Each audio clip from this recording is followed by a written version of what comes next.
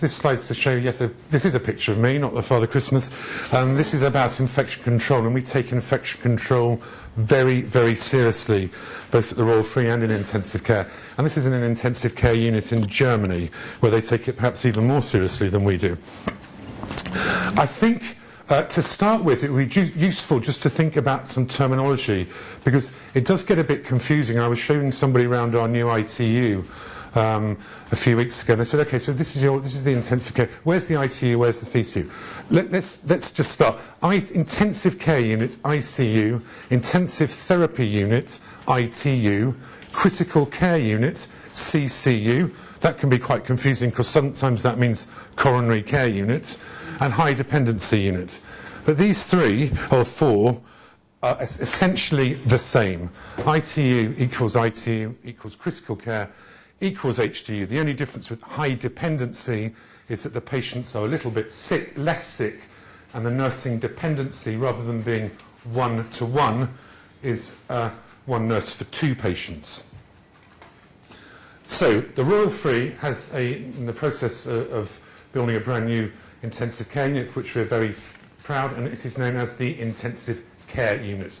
There's no other ITU, CCU, that's it. On the 4th floor, this is on the 4th floor now, the first 20 beds have been completed. We've moved in, and I will hope to show you some more pictures of that as we go on. Right, what about the definition? Should we start with what's a definition of intensive care? Well, one definition is this: the multidisciplinary healthcare specialty that cares for patients with acute, life-threatening illnesses or injury. Fair enough. That's an American definition. That's the Society of Critical Care Medicine. And quite clearly, if you're in this state, there is no doubt you have an acute, life-threatening condition. This poor man has been impaled with a piece of wood that's going into his chest here and coming out of his chest there. Quite clearly, that is an acute, life-threatening condition. If something is not done about that very quickly, he is not much longer for this world. But we just don't deal with things, we just don't deal just with things like this. A big part of our work is also about elective surgery, people having big operations, planned big operations, and they come to ITU for some closer observation and monitoring after their operation and detection of possible complications. So I would put it to you that a better definition of intensive care is this. So it is a service for patients with potentially reversible conditions, this is important, who can benefit from more detailed observation and invasive treatment than can safely be provided in the general ward. That is the Department of Health's definition in 2000, and it hasn't changed since. I think it's important, quite a key point here, just to talk about things. We talk about invasive and non-invasive. What's all that mean? Well, invasive is invasive. It's an invasion. So if you have an operation and a surgeon makes a cut in your skin and opens your belly, he's invading your body. It's an invasive procedure. This is a strict definition. Let's worry quite too much about that. Non-invasive is exactly that. You can put something on somebody's skin. You can put it like this when you go to the GP. Maybe he does this, he measures your blood pressure, he puts a cuff around your arm, and most likely he'll put you on a machine like this that just measures it for you. The cuff inflates, then goes down. There's no break in the skin, there's no body cavities involved. That is called non-invasive. Invasive, which we do a lot of in intensive care, is this. The invader in this case is being a catheter, which is a tube that is going through the skin and into an artery here. And this is, I hope it's come out, yes, this is the similar thing. This is a catheter going into an artery. Now, that's all well and good, and we can measure very accurately patients' blood pressure. Indeed, we can measure the blood pressure from beat to beat of the heart. We can take samples, and that's great. But there is a problem, or there is a risk, as with everything in medicine. And the risk is this.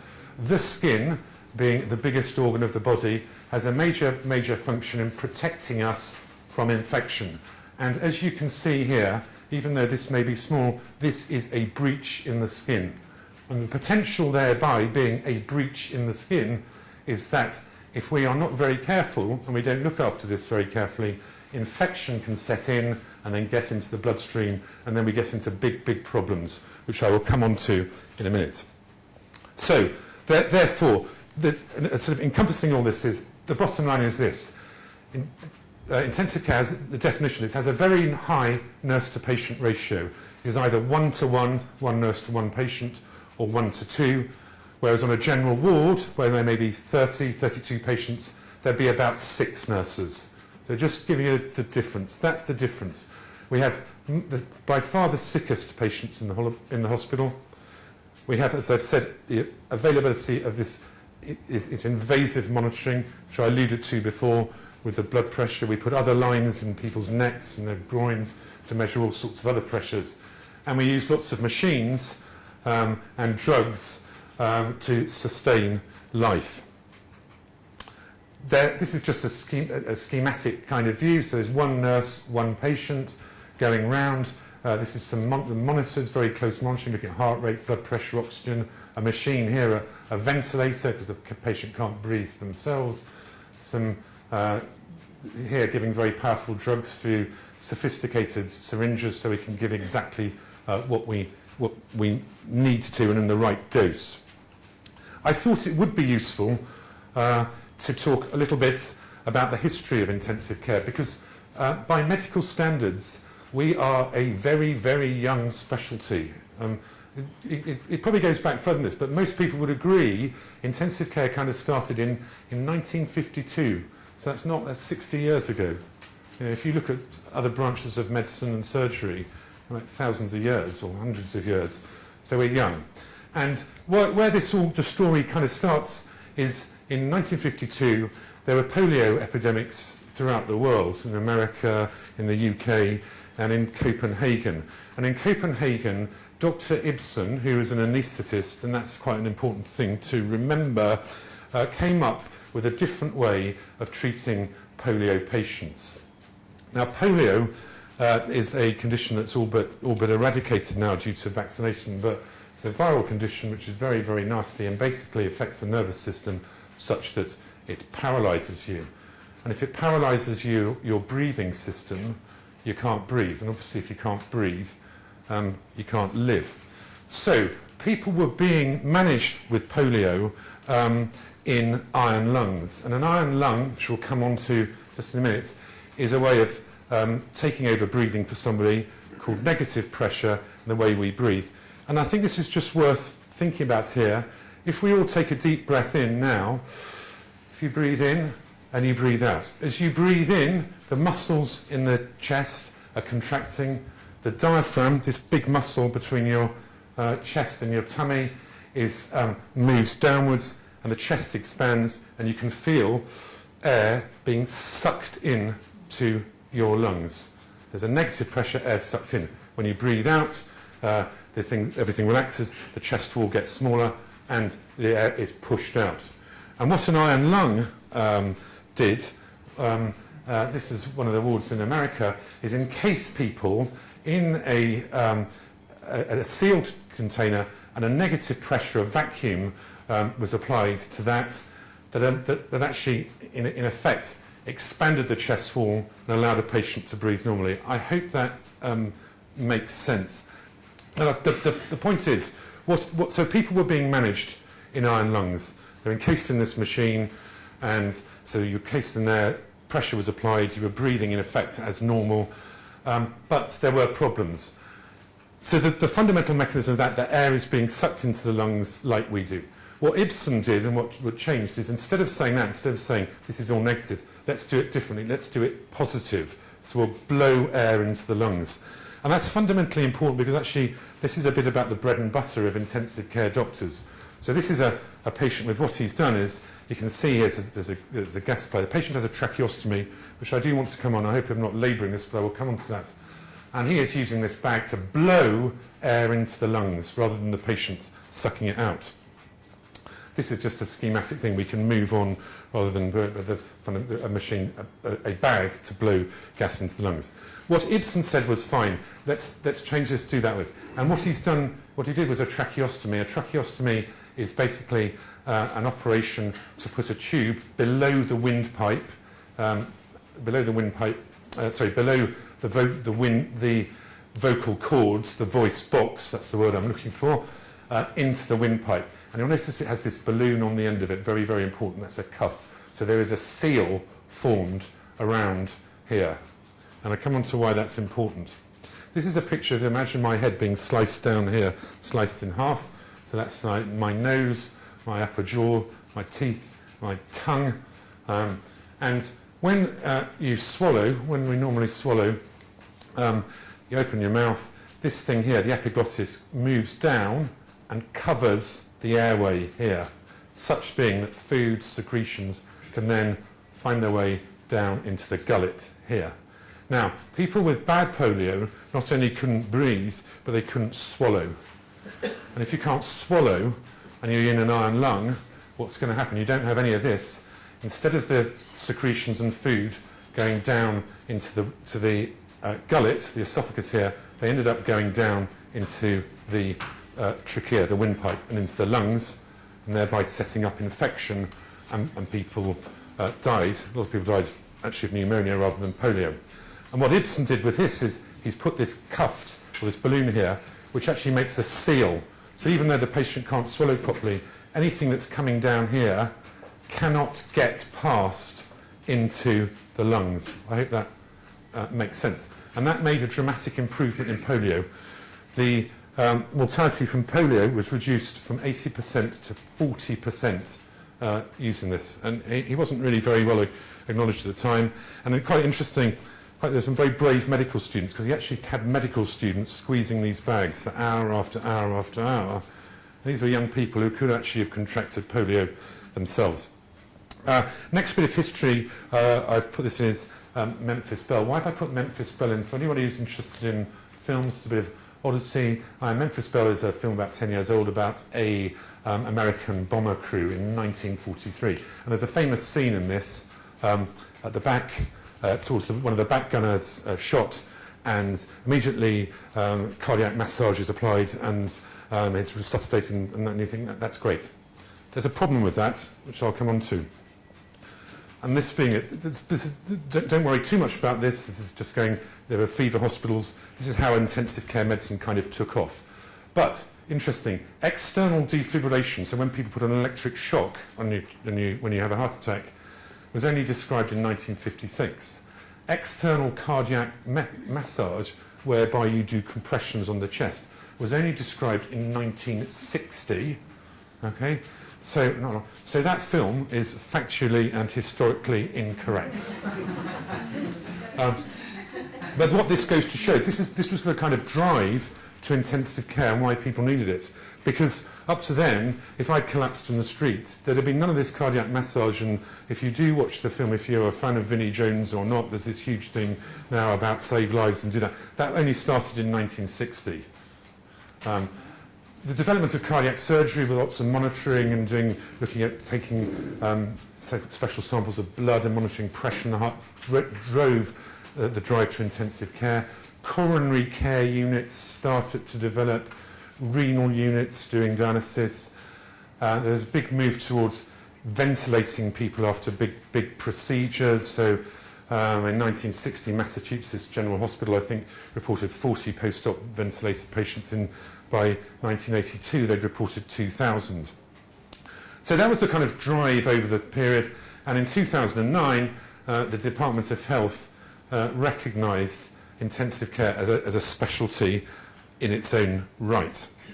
Going on with this, just as this is one of the earliest ventilators. This is quite pertinent because this ventilator is the Barnett ventilator. This slide, please don't worry too much, but basically the slide is just saying this ventilator was designed in 1957. It's very pertinent because we may be merging with the hospital where this ventilator was actually designed, in Barnet Hospital. So one of the very first ventilators. What we use now is very, very sophisticated ventilators. And this is even more sophisticated because this patient, as you can see, has got 2 ventilators. So he can independently ventilate his lungs. You can ventilate this lung and this lung. So it's clever stuff, but that's how they've moved on. That's another poor picture. David had nothing to do with these pictures. He had some of the others. So I do need to just mention the Faculty of Intensive Care Medicine. The Faculty of Intensive Care Medicine was granted specialty status by the GMC in 2010. This is a joint faculty from the various colleges of medicine, colleges of surgery, and this faculty is now directing and guiding and setting standards for training in intensive care medicine. And there is an exam and you become a fellow of the Faculty of Intensive Care Medicine. If, like me, you've done lots of intensive care, you became a founder member of the Faculty of Intensive Care Medicine, and I didn't have to do the exam, but anybody now hoping to be a specialist in intensive care will have to do the exam. And interesting from Dr. Ibsen, and you can see about all the stuff about ventilation. The majority of anaesthetists of intensivists in the UK have a background in anaesthetics. So who are we? Well, we are a multidisciplinary team of healthcare professionals. You hear that from everybody, don't you? We're a multidisciplinary team of healthcare professionals. That's absolutely great. But this is fundamental to intensive care. You cannot deliver good intensive care without having multidisciplinary team working from specialist doctors, specialist intensivists, specialist nurses, you've got specialist training, specialist physiotherapists, specialist pharmacists, dietitians, salt and pepper speech and language therapy. How would one describe a consultant in intensive care? Well, you could be described as a complete physician because we see people from all sorts of backgrounds. You have to have a broad knowledge of many diseases and treatments. You have to have advanced technical and non-technical skills. We put in lines, we actually do tracheostomies ourselves in intensive care. So you have to have skills in technical and physiological and also in emotional support of patients and their families. We have to integrate care across disciplines, locations and time, and we have to be both team players and team leaders. What about the patients we get? Well, the patients broadly fall into 3 categories. Emergency, so that's the fellow you saw on the slide at the beginning, or the patient who comes into A&E who's been in a car accident, or a patient on the ward who's got pneumonia and is developing respiratory failure. Elective, which means planned, so all 4 people we have a lot of patients coming from having big surgery, major surgery, that come to ITU for a period of close observation post-surgery, and we deal with a number of specialist services in this hospital that come especially for the work provided here. The major specialties that we do are in fact everything apart from neurosurgery and cardiac surgery, but sort of big players, if you like, is liver transplantation and vascular surgery now. We also have to be prepared, always be prepared.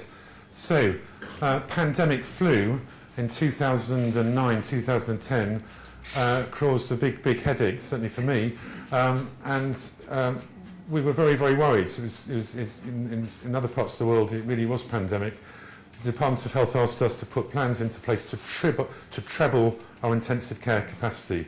And at that time, that was to find a way of increasing our capacity from 24 beds to 75 beds. It's quite a challenge. HSIDU, I apologise for these things, but High Secure Infectious Diseases Unit. You may know that this hospital is the only hospital in the country that has a High Secure Infectious Disease Unit on the 11th floor. Recently, sadly, a patient came from Glasgow. You may have seen that in the papers with Crimean Congo fever, and sadly died. But we get involved with helping with these patients, and on occasions we've actually provided intensive care for them. And again, sadly, we have to be prepared, and as do all departments, for major incidents and terrorist attacks. So I thought it might be quite interesting, I hope it might be quite interesting, just to think about admission to ITU and how patients get into ITU, because it's quite easy about the patient just having the elective surgery, and basically the patient comes, the bed is booked in ITU, a patient has their operation and comes to see us. That's kind of quite easy. But what about the other patients, the patient on the ward, somebody who's come to hospital, who's got pneumonia and hasn't got better and has got worse and worse to the point of they're in respiratory failure. And if we don't do something about them and help them, they're not going to survive. So what are the sort of things that are going through my mind when I'm presented with a patient like this? Well, obviously, quite clearly, the paramount importance is what does the patient themselves want. And the patient may say, I want you to do everything you possibly can for me, or they may say, actually, I've thought this through and I've decided that this isn't for me. Absolutely, and we have to respect those wishes. If the patient is not conscious or does not have capacity, we would seek their advocate, which obviously in the first instance would be their next of kin. So that's an absolute paramount, it goes without saying. The other things that have to go back to and think about what we call comorbidities. So these are other conditions that somebody may have. So a patient may just have pneumonia, sort of straightforward pneumonia, but have they got other problems? So have they got diabetes? Have they got problems with their kidneys? Have they got low blood pressure? Have they got a whole multiplicity of other things going on just than the one? Is their condition potentially reversible? We'll come on to that in a minute. But if you have a condition that is irreversible, I would put it to you that it's possibly not in your best interest to have a lot of invasive treatment in intensive care. And your pre-existing health status is very important, because if prior to all this your health status was poor, if you had very bad lung disease and you were on home oxygen and you couldn't really walk out very far, we're not going to be able to do anything in intensive care to make that better. You're never going to be better than your pre-existing state. Now, what about age? And let's get this out of the way and be very clear about this, because the one thing that is guaranteed to irritate me, and that's being polite about it, is when somebody comes up and says, I've got a patient and he's only young. He's only young. Well, what on earth does that mean? He's only young, he's only old. I would put it to you that by somebody saying that, they are by definition being ageist. So, age per se is irrelevant. In our intensive care unit, we don't take children, but we've admitted patients between the ages of 16 and 95. So per se, it's irrelevant. But you have to look at age in another way. The way I would look at age is saying there's people's chronological age and biological age. In my chronological age, I am 51 years old. By my biological age, I hope it's the same. Another better example may be let's say an intravenous drug addict who's 30 years old, may have had a terrible life, been abusing drugs, smoking, alcohol, and actually you look at this person, you see them, and physically they look like somebody who's 80 or 90. They're physiologically not the same. But the per se age itself is irrelevant. Now, the other thing that we clearly I need to be thinking about is the outcome of all of this, because we have to bear in mind, and this is quite important actually, that the mortality in intensive care, and this is across the country, this is not nothing for the Royal Free, it's across the country, is between 20 and 25%. So what that is saying is that between 1 in 4 and 1 in 5 patients admitted to an intensive care unit will die. Now, by medical standards, that's a very high number. If somebody said to you, an operation, you've got a 1 in 5 chance of not surviving it, you'd think very, very carefully about that. So, what would be good is if we could have a system of predicting how people are going to do. So we could actually, a totally valid system that says we can score you and we can say with absolute certainty there's 100% chance you're going to do very well or you're going to do very badly. And such systems do exist, one of them being Apache. Apache has got nothing to do with cowboys and Indians, but it keeps me interested. Apache is the acute physiological and chronic health evaluation. And what this is a scoring system. And it scores the acute physiology of a patient. So you get points, if you like. I'm not sure that points make prizes in this case. You don't want too many points. But points for your acute state. So if you have respiratory failure, you get points for that. If on top of that you have low blood pressure, you get points for that. If on top of that your kidneys aren't working, you get points for that. And then add to that your chronic health status. So if you have HIV, if you have cancer, that adds points to that. And within that system, you can, across populations of patients, predict mortality. It does work for populations of patients. But what it doesn't do, and most definitely does not do, is work for individuals. And that's a bit of a funny concept, isn't it? I think, well, why doesn't it work for individuals? And I look at it like this. To me, this is like when I buy car insurance. And when I buy car insurance, I get asked a whole series of questions. How old am I? Where do I live? What's my history? My driving record? Is the car off-road? All the rest of it. And then they come up with a risk, an illness, and it says, right, that's fine, and that's your assessment. Now, the problem being with that is that's all well and good. Because that's again, it's based on a population living in the air I am, the circumstances I have. But actually, I might be the safest driver in the world. I might not actually drive my car, I might lock my doors up, I might keep everything out of the view of criminals, and I might drive and indicate very safely, or I might be a lunatic, or a cyclist. I shouldn't say that. That was sort of film last night. But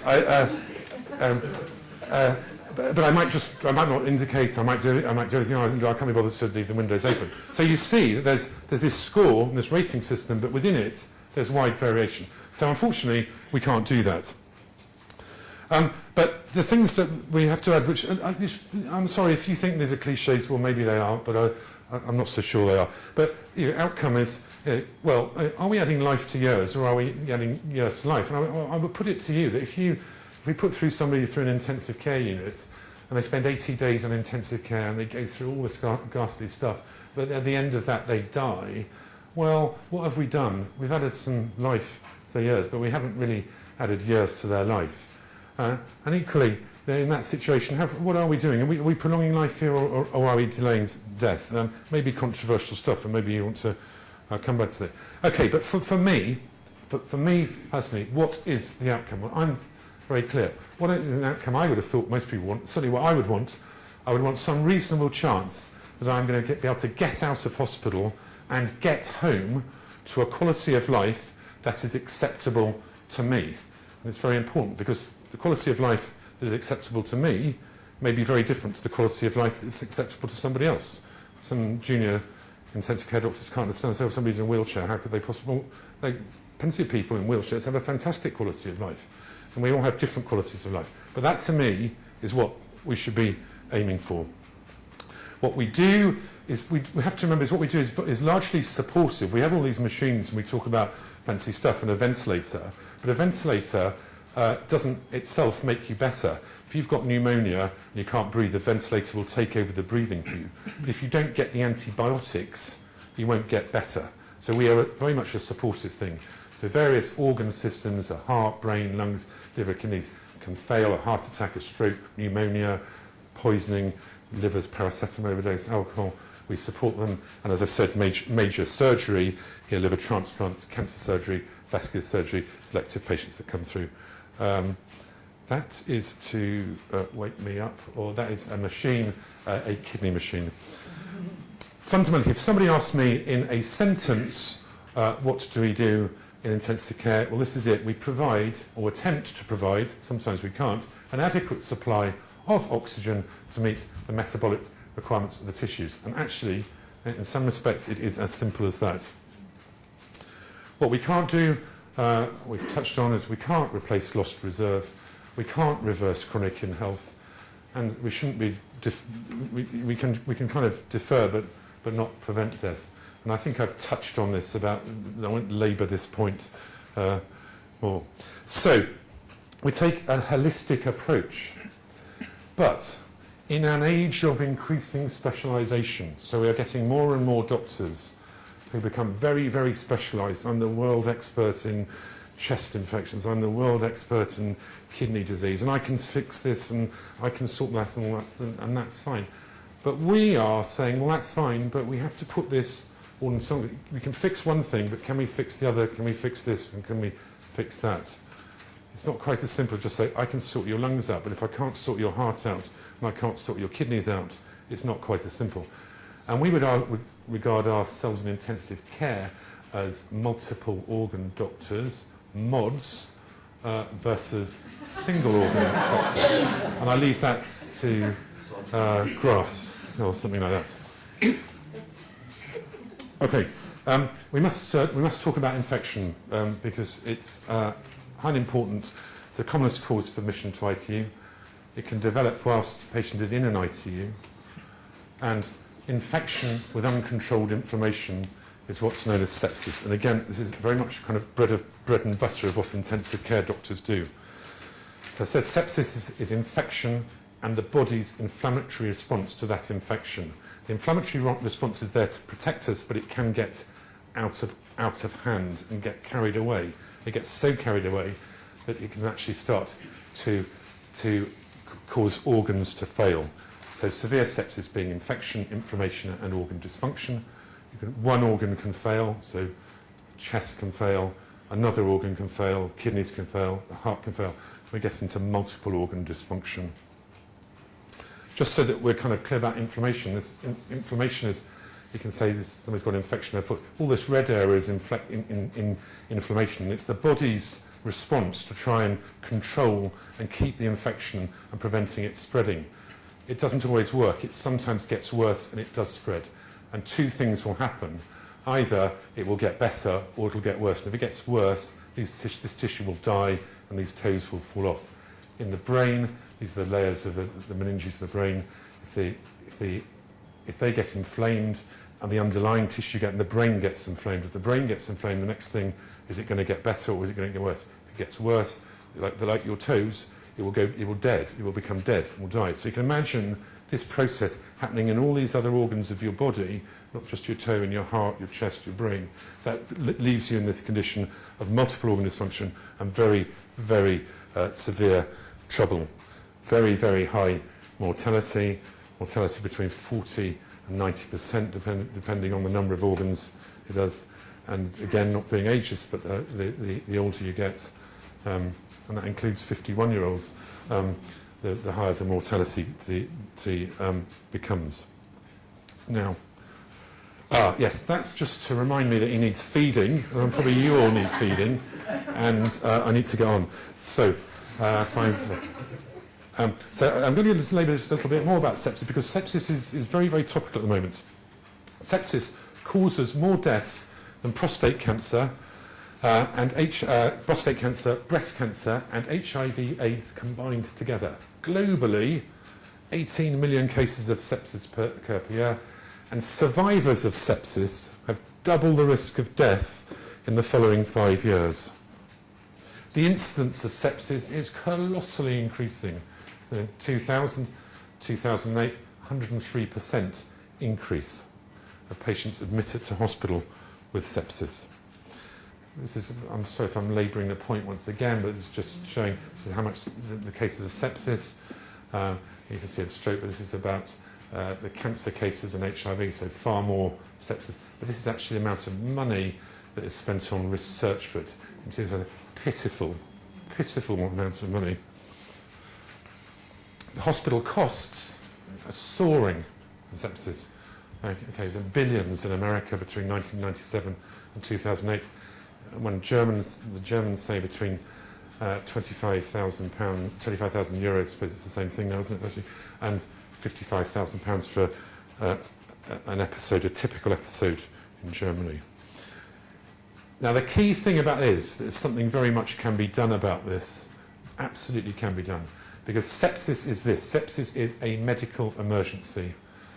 Because what we do know is if you give antibiotics as soon as possible, so if you give the antibiotics here, patient surviving is 80%. As soon as you leave it to 6 hours, the patient surviving is 40%. So this is absolutely crucial. And if you do this and you recognise sepsis and you put this in, you'll actually prevent all that other stuff, you'll prevent that multiple organ failure, and you'll prevent a visit to me.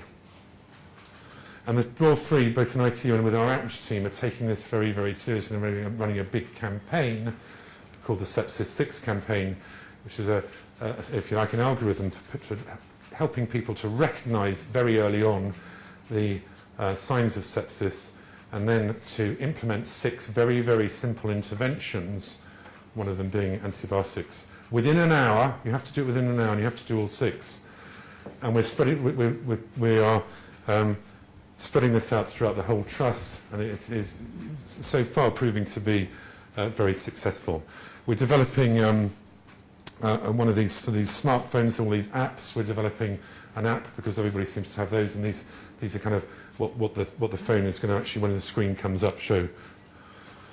Okay, so we can't we can't have this talk without healthcare associated infections, because this is again highly, highly topical for ITU, something which I'm particularly interested in, and I think something quite rightly the public should have an absolutely right to know that if you're going to come into hospital, you're not going to get a healthcare associated infection, i.e. you go into hospital without an infection and you pick up an infection. And for intensive care, the key ones for us are line-related infections. So that comes back to what I was saying about the breach in the skin when you do the invasive procedure, because you can get organisms, if you don't look after this very carefully, organisms can penetrate the skin and cause infection. Ventilators, again, all things are risks and benefits, but being on an invasive ventilator is a very, very abnormal, physiologically very abnormal, and it does predispose people to develop pneumonia simply as a result of being on the ventilator. And we're all aware of MRSA. Again, just going back to America, this is the CDC, the Center for Disease Control, in the America 1997. Now, their figures are shocking. They're worse than ours, much worse. But 1 in every 27 patients, they were suggesting we had a healthcare-associated infection. Well, that equates to 1.7 million cases per year. So they're saying that 99,000 patients die as a result of that, and the cost of that is billions. So we have taken that very, very seriously within this trust, and we did some work with the Health Foundation, and I can safely tell you that we have within intensive care, we have eliminated line-related sepsis, we've eliminated line-related MRSA, we've eliminated, or as good as eliminated bacteremias, and we have a very, very low ventilator-associated pneumonia rate. And that's been through a whole stage of work. But one of the fundamental things has been a change of culture. And the culture being this, that you have to follow good infection control practice. And quite clearly, this is not good infection control practice. So, what's it all about? Well, it's as simple as this. Actually, it's this: hand washing, hand washing, hand washing. Whatever any doctor tells you, stop people if they're not washing their hands, because this is the single most effective way of reducing the spread of infection throughout, not just intensive care, throughout the trust. I don't care what anybody says, no, that is true. If just doing that has a colossal thing. And in order to do that and to say that, you have to have within your culture, within your unit, is two things. One is this: the Department of Health says that failure to comply with good infection control practice is no different to drinking and driving. You are putting people's lives at risk. And therefore, I would say to you that the doctor who comes to me and says, I didn't know about this, is ignorant. Ignorance, if I went out drinking and driving, the policeman's going to say, that's the law, you know this. Ignorance is not acceptable, and I'm afraid it's zero tolerance. It's just not on. If you're not going to wash your hands, you're not going to put an apron on, you're not going to do that, you're not welcome in my intensive care unit. We did, again, some other work about visiting people, reducing the number of doctors here. Key thing here, though, is that all of these procedures, this is a big line that is put into somebody's neck to measure pressures, but it is treated as an operation. After all, it is an operation in many respects, and it's an invasive procedure. It's okay, it's a small, but it's a breach in the skin. But this doctor has prepared, as he would be prepared for doing heart surgery or brain surgery or an operation. We've done that. And we have had success. As I've said, we work with the Health Foundation. This slide, sorry, it's a bit small, but basically shows that back in 2007, the line-related infections per thousand were high within this organisation. We took up this work over in 2008, and from April 2008, and this graph probably goes to about there, somewhere over there now, we have had, in the last 4 years, 2 line-related infections. The goal from the Health Foundation was saying, can you try and do 300 days without a line-related infection? And our biggest thing is over 2,000. So that's been cracked. Okay. The last part of this talk was about new developments in intensive care. I must talk to you about our new intensive care unit, which we're very proud, but I think you need to have a little bit of history. No talk about intensive care at the Royal Free, or for that matter, intensive care in the UK, could not mention this lady, Dr. Doreen Brown, who's my predecessor. Dr. Doreen Brown, unfortunately, sadly, I couldn't get a photograph of her, basically drove the development of intensive care tirelessly at the Royal Free. And it's quite interesting just to think about how that's gone, because not that long ago, in 1968, the first sort of push for intensive care after an awful lot of resistance, I gather, from Dr. Brown, we finally managed to get 3 bedded intensive care units on the Lawn Road site. I'm sure you can correct me if I'm history's. And between 1973 and 1975, what Dr. Brown did was a mobile intensive care unit. So she moved some nurses and herself and equipment to the various divisions around the Lawn Road, Liverpool Road, Hampstead, and she provided intensive care on that site.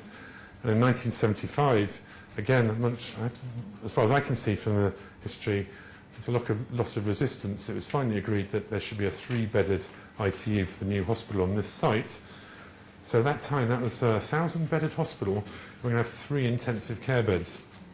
In America, which should do big and bold for everything, it's 10%. So in a 1,000-bedded hospital in America, you'd have 100 ITU beds. And as Doreen would say, clearly this was a period of a terrible time of the bed gap, as she described it. It wasn't just in Royal Free, but for many years into the 90s, there's a huge shortage of intensive care beds. As things progressed, Doreen originally had 3 beds that had actually moved to up to 10 beds on the 4th floor. And then in 1997, when I was appointed a consultant, we had 15 beds. In 2001, we went up to 18 beds. 2003, 24 beds. And in 2010, 31 beds. And sort of graphically, the thing about this here, you can see it's across this sort of, it was like almost an exponential rise in that. And some of these are associated with various things. This particularly is associated with the move of HPB work from UCH. Now, the great thing though is now we have the new ITU and the first 20 beds. We moved into the first 20 beds about a month ago. And that's, the new ITU, when it's finished, it's going to have 3 wings, 3 similar wings. And the first wing has got 11 beds, that's October, and the second wing, ITU West, this is all on the 4th floor, 9 beds. And the east, which is being demolished, which is being built as we speak, the builders confidently tell me that they are going to be finished in 36 weeks' time, providing us with another 14 beds, and that will give us a total of 34 beds, much more in line with what we should be. If the hospital's size is about 600 beds, we're 5%. We don't need anything like the American idea. That's very good, puts us right in there. Right, we can provide, we actually do things and provide things that we should. So it's great.